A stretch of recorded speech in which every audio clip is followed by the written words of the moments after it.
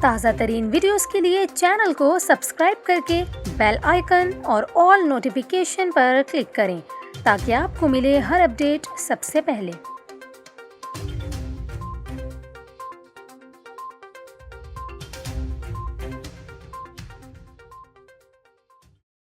السلام علیکم، میں ہوں آپ کے ساتھ کومل خان اور آپ دیکھ رہے ہیں نیوز 24/7 اردو۔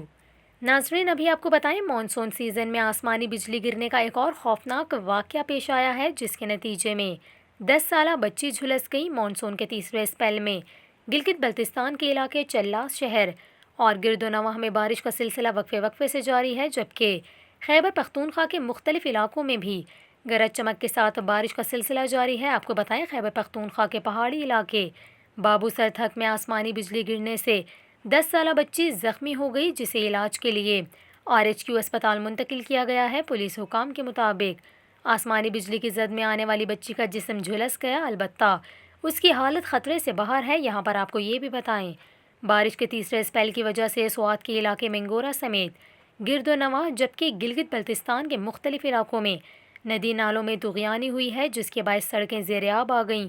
علاقہ مکینوں کو ہدایت کی گئی ہے کہ وہ دریا کے قریب جانے سے گریز کریں۔